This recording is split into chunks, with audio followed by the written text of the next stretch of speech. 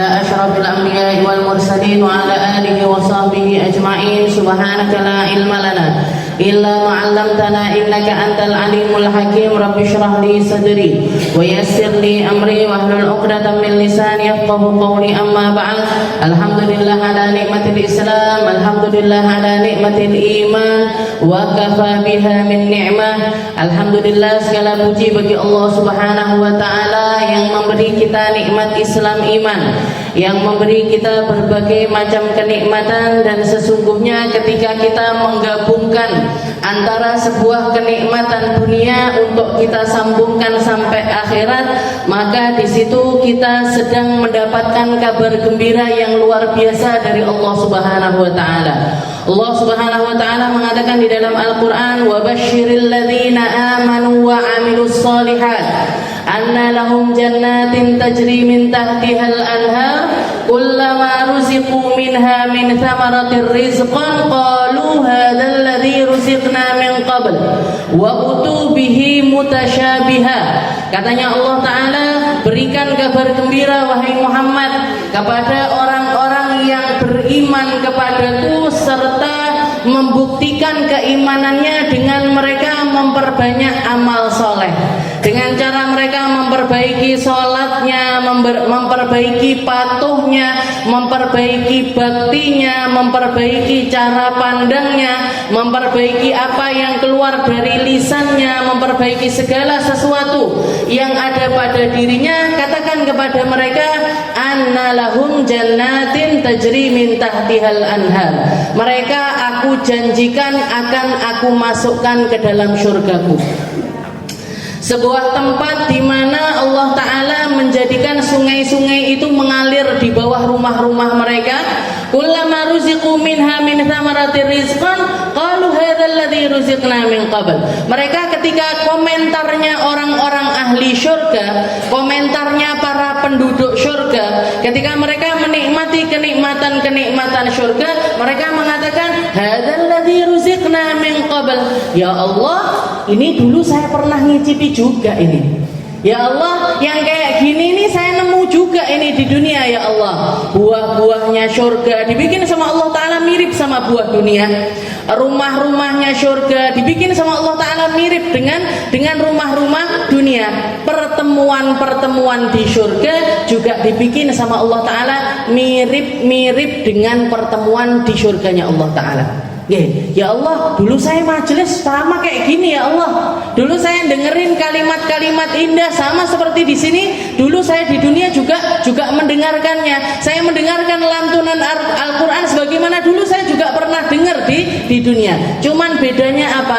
Bedanya kullama ruziqu minha min thamaratir rizqan, setiap kali mereka mendapati kenikmatan-kenikmatan syurga, mereka komentar semacam itu, wa utubihi mutasyabihat. Memang dibikin sama Allah Ta'ala mirip antara kenikmatan dunia dengan kenikmatan syurga. Biar apa? Biar orang ketika di dunia tahu persis bahwasanya hal yang sama akan mereka dapati nanti di syurga, akan tetapi dengan perbedaan keadaan yang berbeda jauh. Maksudnya apa? Jenengan datang majelis di sini, ngaji di sini, duduk di sini, boyoke kesel napa mboten? Oh mboten. Gringgingen napa mboten? Kepikiran omah napa mboten?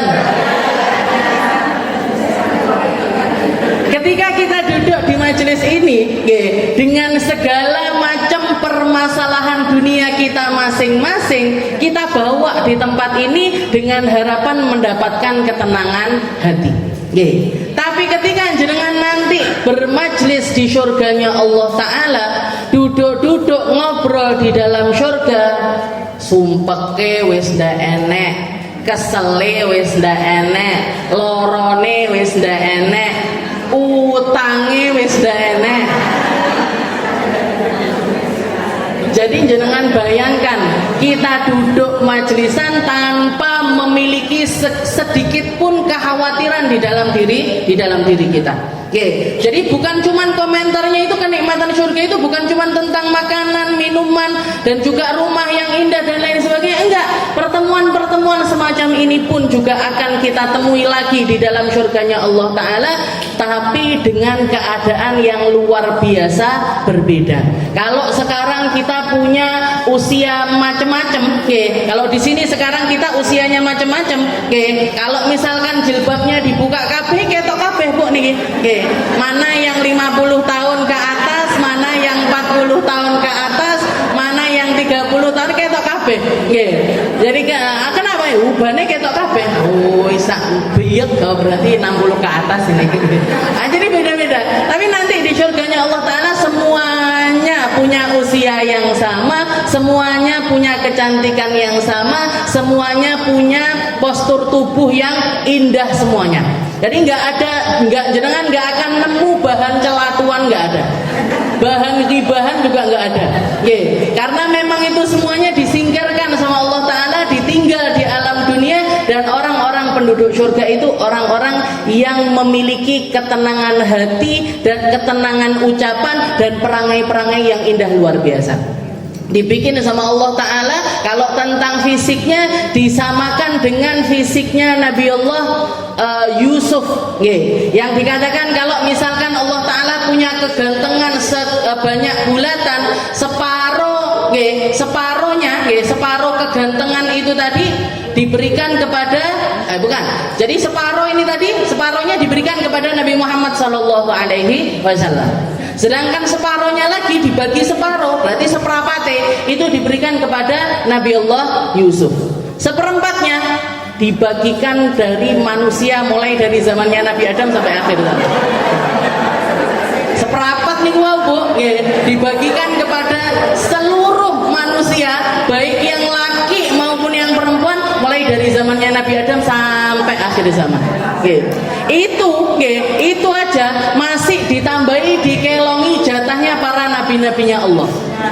Karena Nabi Muhammad mengatakan Allah Ta'ala itu ketika mengutus utusannya, mengutus para nabi, para rasulnya, mereka selalu diberikan dua hal. Ahsanuhum wajhan, orang yang paling indah postur wajahnya dan juga badannya, dan juga paling indah suaranya. Jadi mesti para nabi, para rasul itu modalnya dua ini termasuk memiliki dua modal ini. Jadi itu para nabi, para rasul masuk ke seperempat ini tadi. Jenengan bayangkan terus bagiane bojone jenengan piro, bagiane jenengan dhewe yo piro, ndak enek bagiane butiran debu.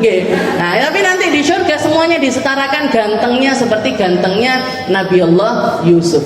Sedangkan akhlaknya disetarakan dengan akhlaknya Nabi kita Nabi Muhammad Sallallahu Alaihi Wasallam. Jadi panggah tidak bisa ngalahin Rasulullah Sallallahu Alaihi Wasallam. Yang paling di surga itu tetap Nabi Muhammad Sallallahu Alaihi Wasallam.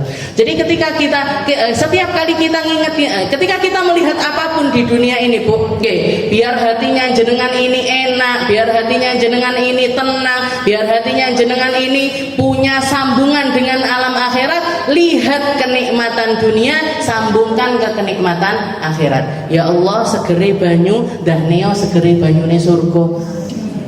Ya Allah, enaknya majlisan dah neo enaknya majlisan di surga. Duduknya bukan lagi sama Ustazah Aminah, duduknya bukan lagi sama Ustaz tadi Mardi ataupun Ustaz Munif, Ustaz Mufid, bukan lagi sama ustadz kita ataupun ustadzah kita, tapi duduknya sama Nabi Muhammad Sallallahu Alaihi Wasallam. Sama Nabi Muhammad, dengarkan suaranya Nabi Allah Daud, ketemu sama Nabi Allah Adam, ketemu sama Nabi Allah Nuh. Jangan bayangkan, kenikmatan semacam apa yang akan terjadi ketika kita duduk bersama dengan mereka. Jadi yang semacam itu akan bikin kita ini tenang, akan bikin delok koncone duwe mobil anyar ndak apa-apa, al-aisha al-akhirah. Nabi Muhammad Rasulullah itu bukannya nggak senang sama barang bagus, baju bagus beliau senang, kendaraan bagus beliau senang, tapi setiap melihat perkara-perkara yang semacam itu, beliau selalu mengatakan innal aisha la aishal akhirah. Ya Allah, ini kenikmatan kalau nggak bikin saya masuk surganya Allah Ta'ala percuma. Kenikmatan rumah besar kalau nggak ada ketenangan di situ, nggak ada Al-Quran di situ, nggak ada sholat berjamaah di situ, nggak ada saling mengingatkan antara satu sama lain, antara keluarga itu dengan nasihat-nasihat yang baik, percuma rumah ini nggak akan dibawa ke surga. Baju bagus ini baju kalau bikin saya hisab saya berat dan bikin saya itu masuk nerakanya Allah Ta'ala, misalkan didapat dari barang haram dan lain sebagainya, mendingan saya nggak punya, mendingan saya pakai baju yang biasa saja tapi selamat di sisi Allah Subhanahu wa Ta'ala. Jadi ngelihat kenikmatan apapun, jenengan delok soto, engko bakal enek soto ning surga. Ngelihat sate, nanti bakal ada sate di surga. Jenengan mau minta apapun di surganya Allah Ta'ala akan diberikan dengan porsi yang, dengan kalau pengen rasanya sama diberikan dengan rasa yang sama tapi dengan kenikmatan yang berkali-kali lipat. Yang bahkan diceritakan setiap kali orang makan dari sesuatu yang ada di dalam surga, suapan, misalkan jenengan pengen nasi goreng, ini nasi goreng dimakan pertama rasanya nasi goreng, nikmatnya ribuan kali lipat dari nasi goreng di dunia. Tapi nanti suapan kedua rasanya masih nasi goreng, tapi dengan kenikmatan yang ditambah lagi. Suapan ketiga, suapan keempat, sampai suapan terakhir, besok pengen nasi goreng lagi, rasanya beda lagi. Dan itu jadi kenikmatan surga itu gak pernah berkurang sama sekali, tapi bahkan bertambah-tambah terus. Bojone jenengan digawe ganteng, sesok tambah ganteng, sesok enak tambah ganteng, terus tambah ganteng sampai nggak ada ujungnya. Kalau di dunia kan nggak, gitu. Bukan cuma suaminya, istrinya juga.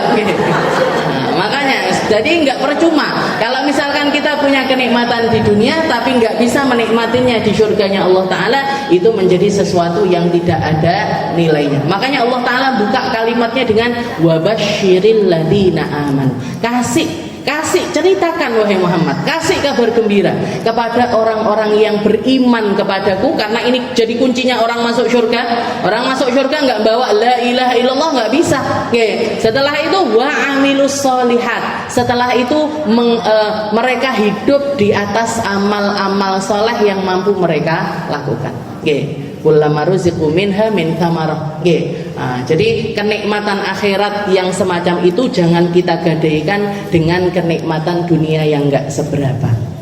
Kita lanjutkan pembahasan kita di dalam kitab Taqriratus Sadidah. Kita masuk di dalam kitabul haid, bab tentang haid. Kalau beberapa pertemuan yang lalu kita bahas tentang alamatul bulugh, tentang tanda-tanda orang balik, dan juga masa atau usia awal perempuan itu bisa mengalami masa haid, yaitu 9 tahun kurang 16 hari. Kalau di bawah itu maka mereka belum terhitung sebagai anak yang haid dan belum terhitung sebagai anak yang balik. Tapi kalau usianya sudah mencapai 9 tahun kurang 16 hari, maka yang 9 tahun kurang 16 hari itu dianggap haid, yang sebelumnya belum bisa dianggap sebagai haid. Dengan hitungan qamariyah, dengan hitungan umur hijriyah, bukan umur masehi, bukan dengan umur masehi. Setelah itu kita lanjutkan bahwasanya sesuatu yang perlu kita ketahui tentang haid kita adalah tentang warna darah. Jadi warna darah yang dianggap di madhabnya Imam Syafi'i, yang dianggap di dalam madhabnya Imam Syafi'i itu ada 5 warna. Jadi haid itu 5 warnanya.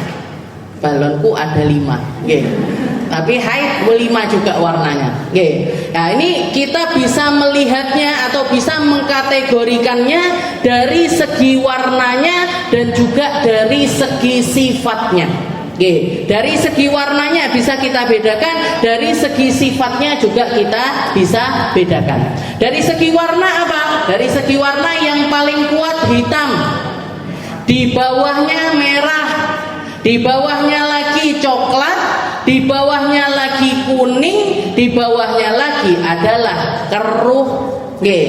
Hitam, merah, coklat, kuning, keruh. Hitam, merah, coklat, kuning, keruh, ini 5-5-nya adalah warna darah. Kalau dari segi sifatnya, kalau dari segi sifatnya itu kita bisa melihat dari segi pekatnya kuatnya dia atau kuatnya atau kadang-kadang orang keluar warna merah tapi cair, kadang-kadang keluar warna merah tapi kental. Jadi dari segi kekentalannya dan juga dari segi aroma yang keluar dari darah tersebut, itu juga bisa menjadi kategori dari darah. Setelah itu, di mazhabnya Imam Syafi'i, lima-limanya ini dianggap sebagai warna darah. Walaupun ada pendapat lain, termasuk diantaranya Ummu Salamah dan juga Ummu Atiyah, istrinya Nabi dan salah seorang sahabat perempuan dari kalangan Ansar, yang mengatakan kunna lam nu'addu sufratan wala kudratan syai'an. Kami kalau sudah yang keluar kuning keruh, kami tidak menganggapnya sebagai haid. Kami tidak menganggapnya sebagai haid. Tapi berbeda dengan pendapatnya Sayyidah Aisyah. Sayyidah Aisyah ketika ditanya, ada perempuan datang, mendatangi Sayyidah Aisyah sambil membawa maaf celana dalamnya diperlihatkan kepada Sayyidah Aisyah. Katanya Sayyidah Aisyah, gimana ini wahai Sayyidah Aisyah, ini saya mandi suci apa jangan dulu? Katanya Sayyidah Aisyah, la ta'jilna hatta taraina qussatal bayda. Jangan buru-buru mandi. Tunggu sampai warnanya kuning. Tunggu sampai warnanya itu putih bersih. Tunggu sampai warnanya itu putih bersih. Maka Imam Syafi'i melihat ada perbedaan pendapat antara perempuan-perempuan yang ada di zamannya Nabi. Beliau ngambil pendapatnya Sayyidah Aisyah karena melihat Sayyidah Aisyah ini aktsaru mulazamatan bin Nabi, lebih dekat dengan Rasulullah SAW.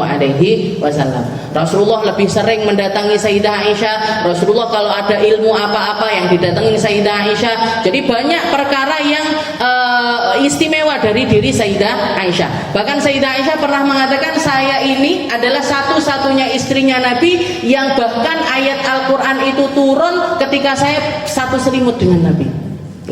Saya lagi satu selimut sama Nabi, ayat Al-Quran itu turun. Biasanya Rasulullah kalau ada ayat Al-Quran turun, dan beliau sedang bersama istrinya, beliau keluar dari rumahnya, baru setelah itu ayat itu nyari. Yang dicari adalah para katibun Nabi, orang-orang yang biasa nulis ayat-ayat Al-Quran. Rasulullah nyari mereka untuk mendudukkan mereka. Setelah itu Rasulullah mengatakan uktub, tulis. Kalau seperti itu tandanya itu menunjukkan kalau yang turun ini ayat Al-Quran. Tapi kalau ketika Rasulullah bersama dengan Sayyidah Aisyah, ayat itu turun, bahkan beliau lagi satu selimut dan Rasulullah nggak keluar dari selimutnya. Kenapa? Karena dianggap Sayyidah Aisyah ini memiliki mampu untuk istilahnya mampu untuk menjaga Al-Quran itu sendiri tanpa bantuan laki-laki sekalipun. Jadi ayat-ayat Al-Quran itu kalau turun, para sahabat itu menceritakan Nabi Muhammad itu kalau beliau lagi ada di atas untanya langsung ambruk. Kalau beliau lagi naik keledainya ambruk. Kalau beliau lagi duduk, ini beliau langsung manggil para sahabat yang biasa nuliskan Al-Quran, dipanggil, didekatkan sama Nabi sampai pahanya Nabi ini ada di atas paha mereka. Dan mereka mengatakan, para sahabat yang bagian nulis ini, mereka mengatakan, kami belum pernah merasakan sesuatu yang lebih berat dibandingkan paha Nabi ketika ayat Al-Quran itu diturunkan. Dan keringatnya Nabi jatuh bercucuran. Itu menunjukkan kalau yang turun ini ayat Al-Quran. Jadi banyak keistimewaannya Sayyidah Aisyah, karena kecerdasannya, karena semua hal. Dan beliau orang yang sangat perimpen sama ilmu, itu diperimpeni sama Sayyidah Aisyah. Makanya banyak perempuan-perempuan Ansar ini juga mendatangi Sayyidah Aisyah untuk menjadi rujukannya mereka. Pujiannya Nabi kepada para wanita Ansar, ni'man nisa'i nisaul Ansar. Sebaik-baik perempuan itu perempuan-perempuan Ansar. Lam yamna'hunnal haya ayyufaqihna fiddin. Katanya Sayyidah Aisyah, perempuan Ansar ini punya rasa malu di dalam dirinya, tapi rasa malu mereka tidak mencegah mereka untuk memahami ilmu agama. Termasuk yang kayak gini nih, sampai celana dalam, bayangkan dibawa ke Sayyidah Aisyah. Jenengannya nggak bakalan berani istilahnya. Aku nang ribet Aisyah bawa celana dalam. Ini kan tatak-tatakan hatinya. Tapi perempuan-perempuan Ansar itu kalau nanya sama Nabi Muhammad itu detail sekali. Ya Rasul, gimana caranya mandi besar? Diterangkan sama Nabi, ambil air, basuh bagian kepalanya sekalian, setelah itu nanti depan kanan, setelah itu nanti kirinya, habis itu belakang kanan, habis itu kirinya. Setelah itu Rasulullah sempat di dalam wudu, termasuk yang disebutkan sama Nabi wudu, termasuk Nabi Muhammad memerintahkan nanti kalau kalian mandi besar, ambil kapas, taruh wewangian di atasnya, setelah itu letakkan di situ. Sahabat Ansar ini, perempuan Ansar ini, diletakkan di mana ya Rasul? Di situ. Diletakkan di mana ya Rasul? Di situ. Sampai yang malu Nabi Muhammad, sampai mukanya Nabi ini merah. Akhirnya beliau manggil Sayyidah Aisyah. Aisyah terang nang Aisyah. Gak mampu, aku dia ulangi 3 kali nggak paham. Diterangin sama Sayyidah Aisyah, gini loh maksudnya Bu, ini kapas, kasih minyak wangi. Setelah itu oleskan sedikit di bibir kemaluanmu. Nah itu termasuk sunnah yang diajarkan Nabi ketika seseorang itu mandi besar. Jangan kalau suci dari haid, pakai ambil, jadi istilahnya di akhir, kalau mau wudu ya berarti sebelum wudu, jadi ambil kapas, taruh minyak wangi di atasnya. Tapi jangan pakai alkohol. Minyak wangi yang nggak pakai alkohol perih Bu kalau ada alkoholnya. Jadi yang bibitan gitu, apa aroma yang jenengan suka apa, pokoknya yang bibitan seperti itu. Setelah itu ditempelin di bibir-bibir, bukan bibir sini, di bibir bawahnya jenengan. Jadi di bibir bagian bawah, nggak usah dimasukin, tapi ditaruh, ditempel-tempelin di bagian kemaluannya perempuan. Itu salah satu sunnah yang diajarkan oleh Rasulullah Shallallahu Alaihi Wasallam. Nah, sampai seperti itu. Makanya pujiannya Sayyidah Aisyah, perempuan Ansor ini luar biasa. Mereka perempuan itu rata-rata punya rasa malu yang tinggi. Makanya bab haid itu rata-rata babnya sedikit, padahal pembahasannya panjang lebar. Nah, mereka seringkali malu untuk bertanya karena menganggap itu adalah sesuatu yang bikin pokoknya nggak pantas untuk dibicarakan. Padahal pentingnya luar biasa. Kayak ini tadi, antara kuning sama keruh. Sayyidah Aisyah bilang hatta tarainal qusah bayda, sampai kamu melihat putih bersih. Berarti gimana caranya? Setiap kali jenengan mau menjelang suci itu harus sering-sering dicek. Jadi minimal ngeceknya itu setiap kali waktu sholat. Jadi kalau sudah misalkan jenengan kebiasaannya 7 hari, 8 hari, berarti ya mulai hari ke-7 itu mulai dicek. Subuh dicek, duhur nanti dicek lagi. Ngambil kapas 2 atau tisu 2, satu dimasukkan ke kemaluan, satunya lagi didoni atau nggak didoni juga nggak apa-apa, diludahi juga nggak apa-apa. Nggak diludahi juga nggak apa-apa. Tapi kalau sudah kita lihat, oh sudah putih, misalkan keluar putih, ada cairannya tapi putih lengket gitu, tapi putih, berarti gimana? Silahkan mandi suci. Atau kalau dilihat, oh sudah kering, sudah nggak keluar apa-apa lagi. Kalau nggak biasa keputihan yang keluarnya itu kering, berarti silahkan mandi suci. Tapi kalau dilihat, oh masih kuning, oh masih keruh, jangan buru-buru mandi suci. Kenapa? Karena ketika jenengan mandi suci di waktu kuning keruh itu tadi, belum waktunya mandi, jenengan sudah mandi besarnya nggak sah. Kalau sudah mandi besarnya nggak sah, wudunya nggak sah. Kalau wudunya nggak sah, sholatnya akhirnya boten sah. Nah, dan nanti ketika itu kan sudah menjelang masa suci nih Bu. Sudah menjelang masa suci. Mungkin nanti sorenya ternyata sudah putih. Sudah putih. Jenengan boten ngecek. Karena apa? Karena sudah mandi suci. Nggak dicek, waktunya mandi nggak mandi.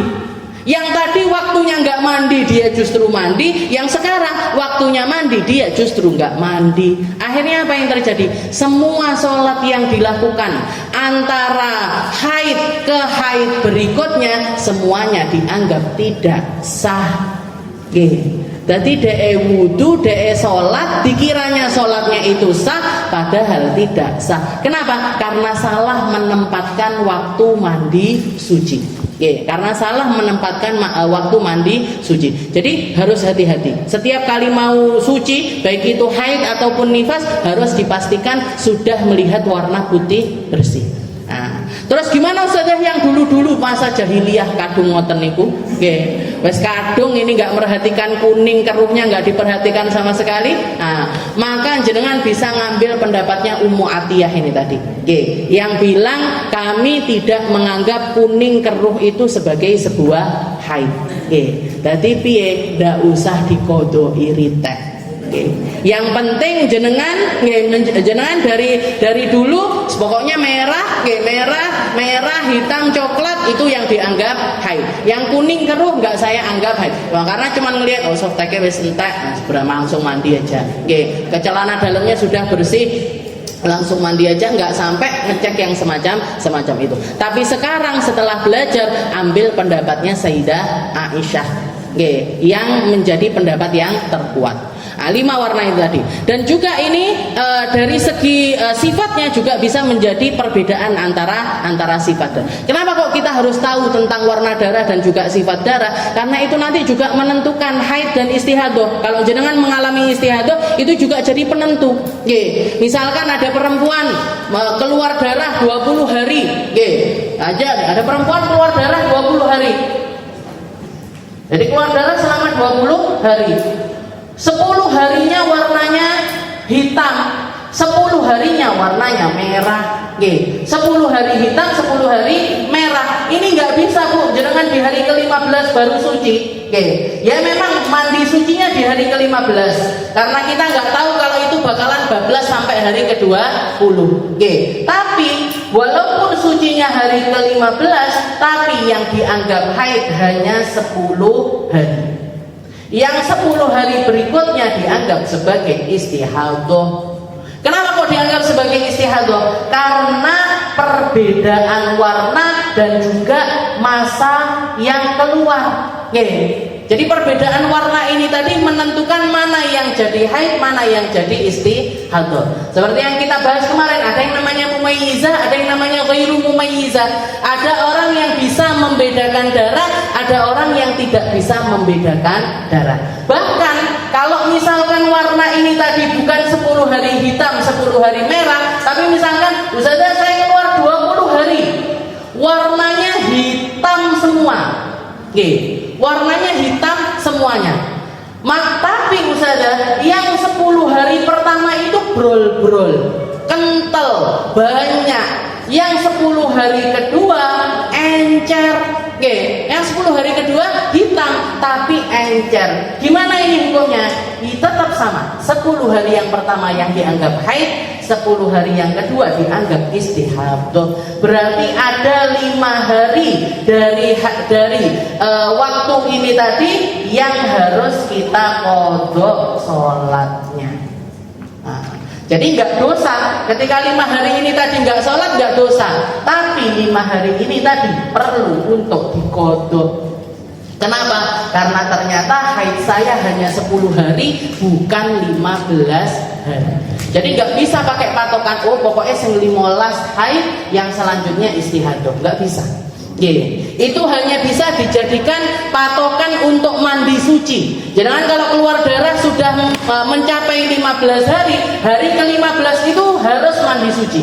Hari ke-15 itu harus mandi suci. Tapi penentuan mana yang haid, mana yang istihadah baru bisa kita tentukan kalau darah itu tadi terputus. Kecuali itu pun masih tetap ada kecualinya. Kecuali kalau darah yang kuat itu justru keluarnya di akhir. Kalau darah yang kuat itu keluarnya di akhir. Jadi misalkan ada orang keluar darah, selama 30 hari misalkan. Saya keluar darah 30 hari saja. Hari pertama, 10 hari pertama warnanya kuning. 10 hari kedua warnanya coklat. 10 hari ketiga warnanya merah. 10 hari ketiga warnanya merah. Gimana ini? Misalnya saya yang haid yang mana? Yang haid adalah 10 hari yang merah. Berarti piye? Ya sudah, ini kadung nggak sholat, ya sudah dilanjutkan. Karena berubahnya darah antara hari ke-10 ke hari ke-11 ini ke yang lebih kuat, dilanjutkan nggak sholat lagi.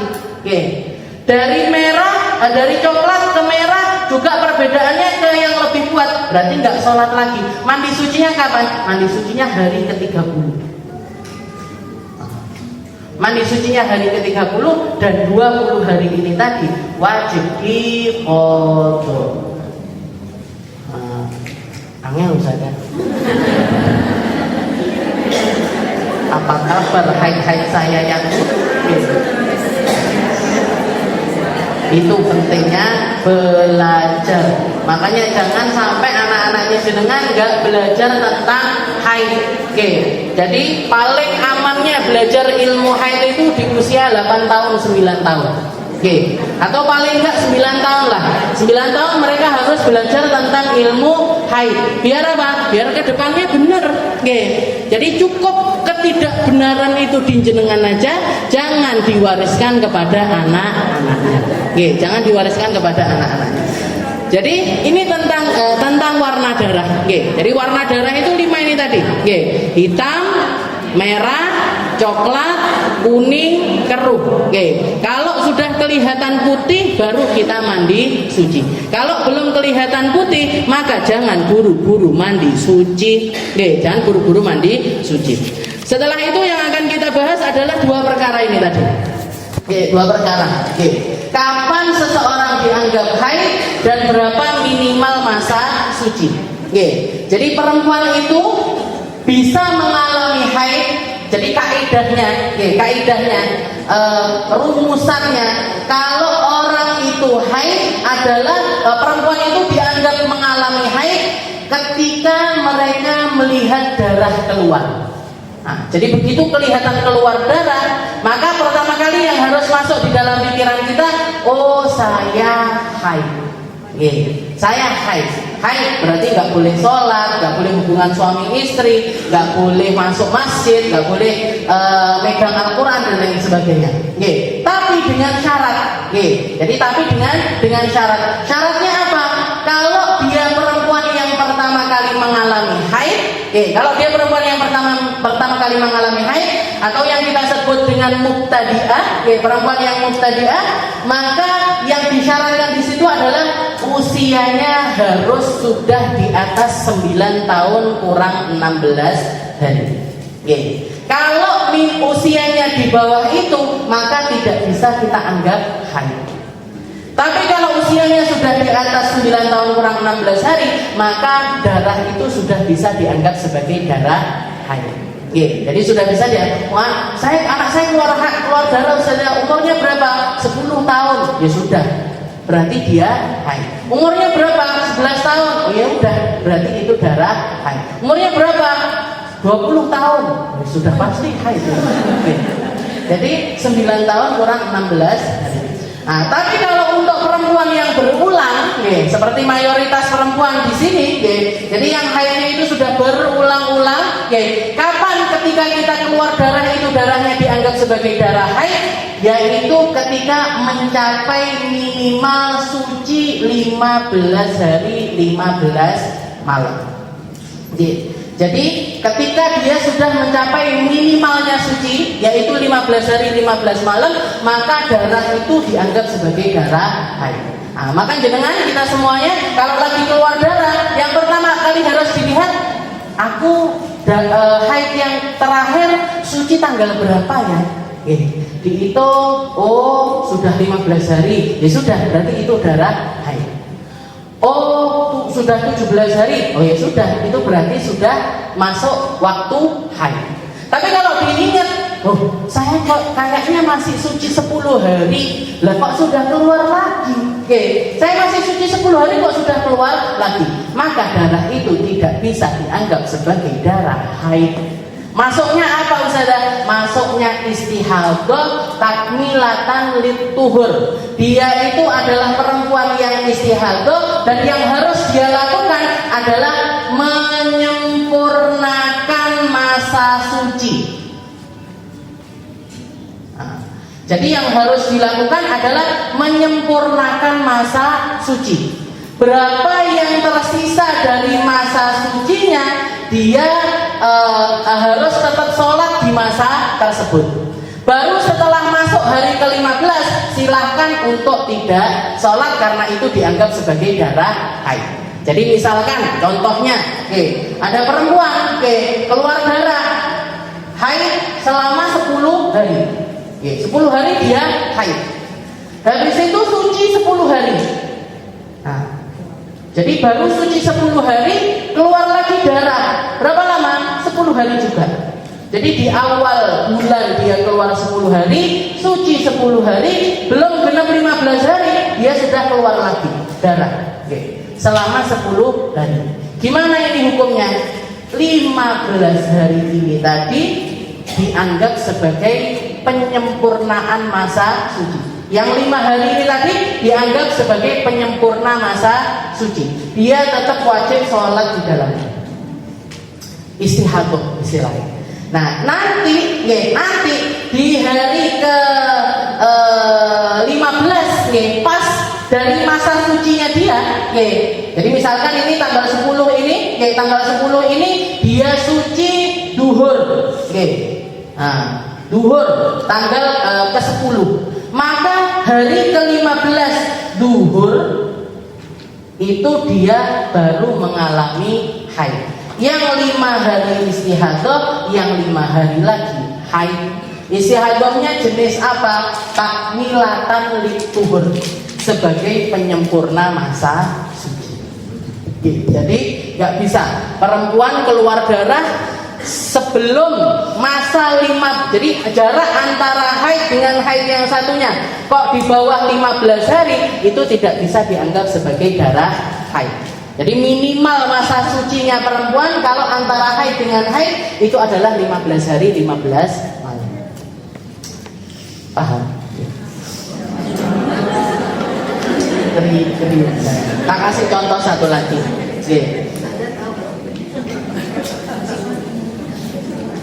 Karena saya dulu belajar haid itu sebulan penuh, Bu. Jadi kalau belajar ilmu haid itu saya sebulan penuh. Itu pun jamnya bukan seminggu sekali. Habis subuh belajar sampai zuhur, habis zuhur belajar sampai asar. Nah, nanti asar istirahat sebentar sampai maghrib, sampai nunggu isya, habis isya belajar lagi sampai jam 10, jam 11. Besok gitu lagi, sebulan baru khatam. Satu kitab ini tadi. Jadi saya tahu keresahannya jenengan yang nggak paham-paham.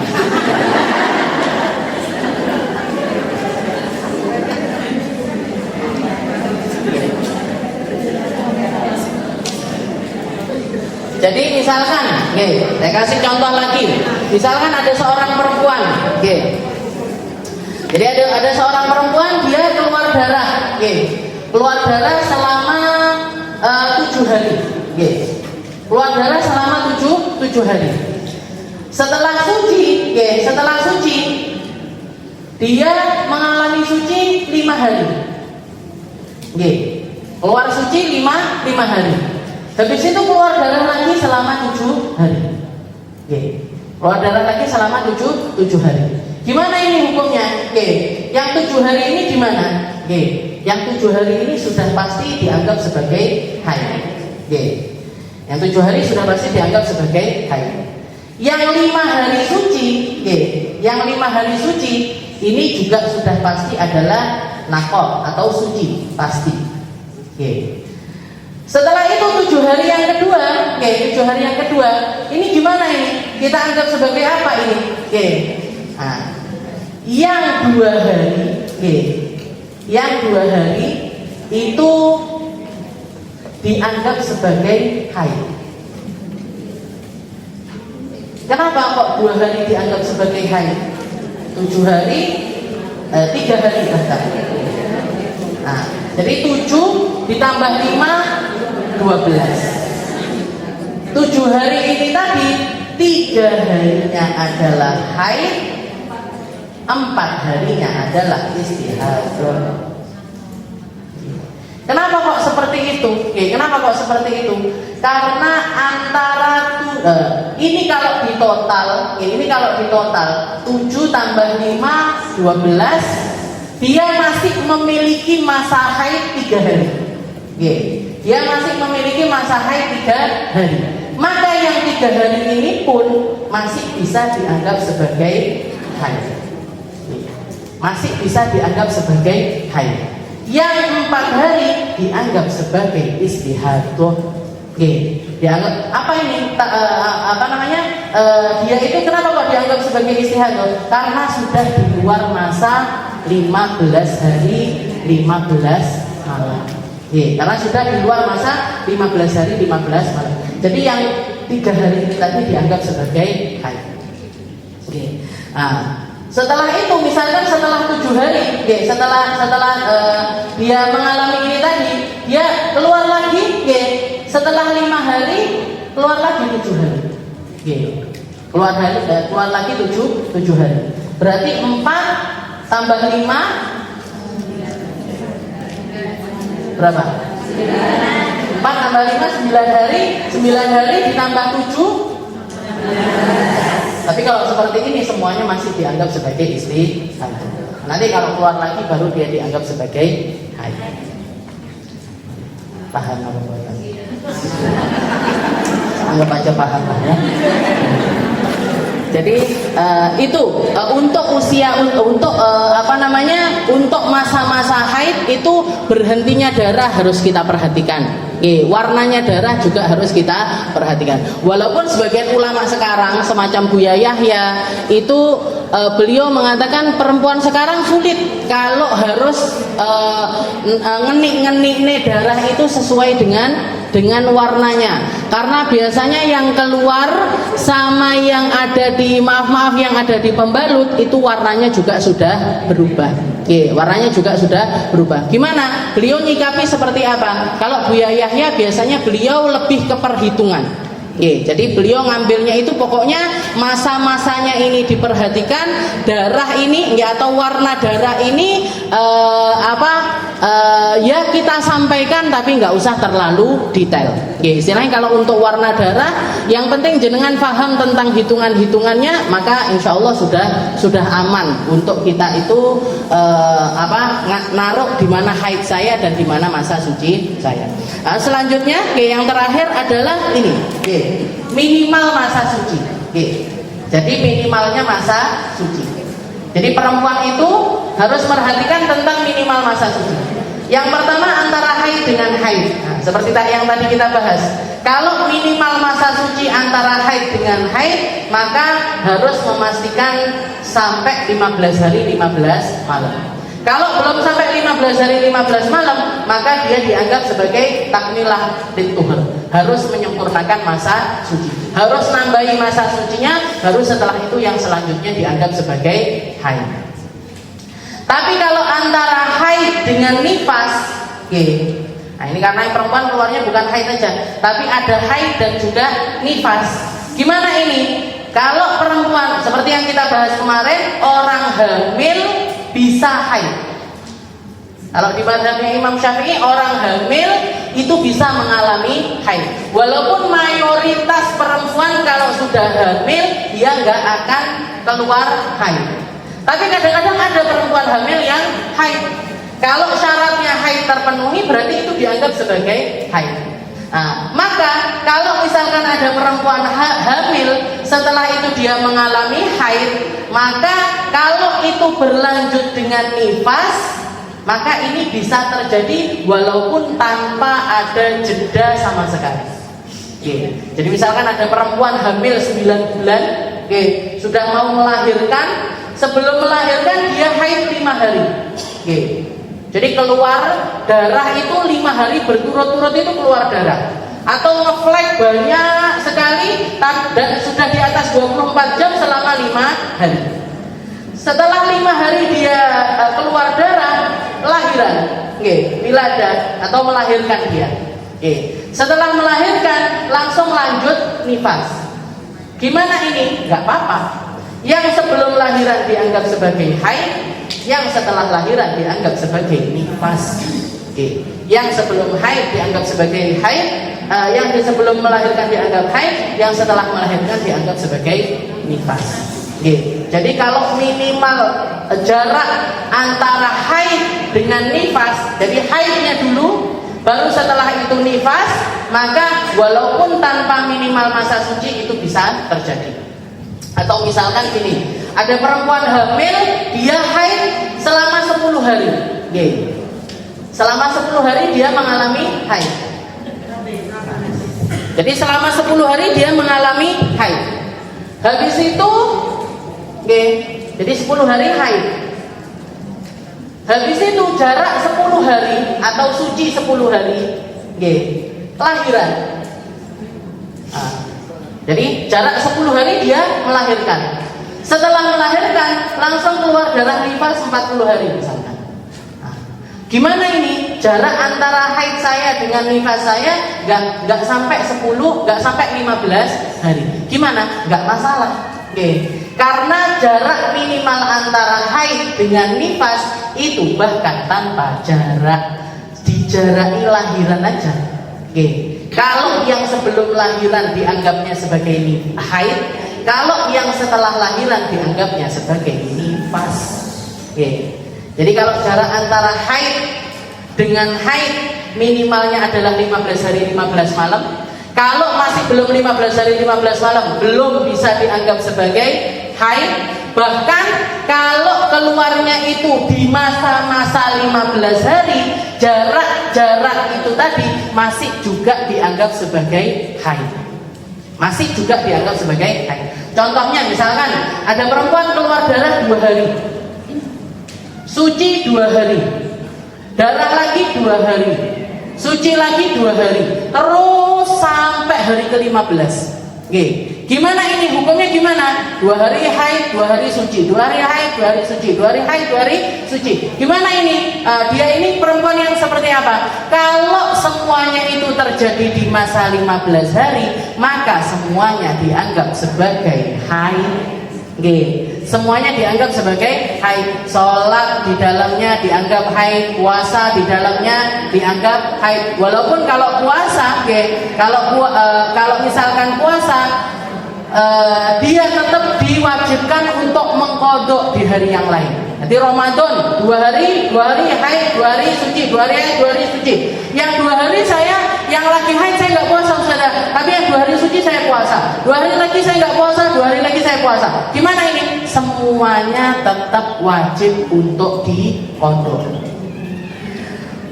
Ibadah yang sah dilakukan di masa suci yang ternyata terbukti menjadi haid itu cuma satu ibadah, yaitu ibadah umroh atau haji. Nah, ibadah umroh atau haji itu kalau dilakukan di masa suci yang ternyata terbukti menjadi haid itu dianggap sebagai ibadah yang sah. Jadi misalkan jenengan mengalami yang semacam ini, lagi umroh atau lagi haji, menjalani tawaf ifadah di masa antara suci dan haid ini tadi, gimana hukumnya? Sah.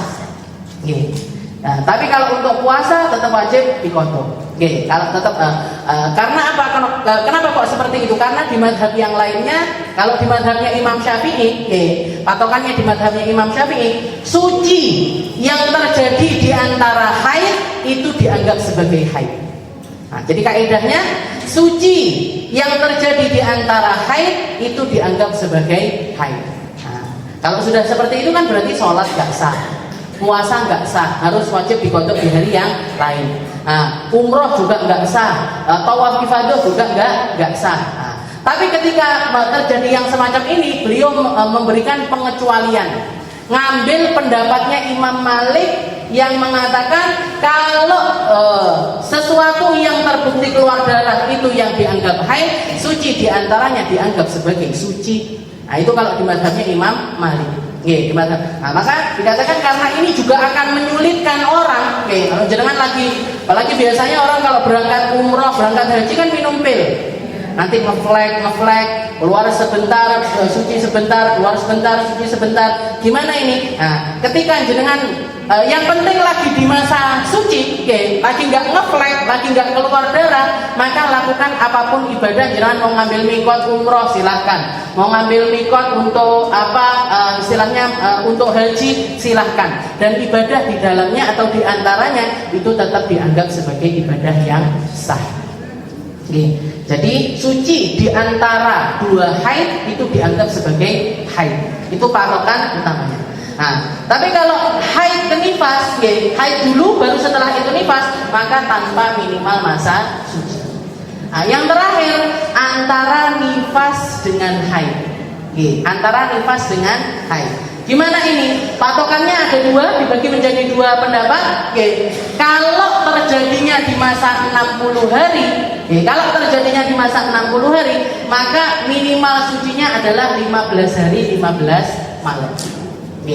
Jadi kalau misalkan ada perempuan nifas itu kan minimalnya sebentar, maksimalnya 60 hari, kebiasaannya 40 hari.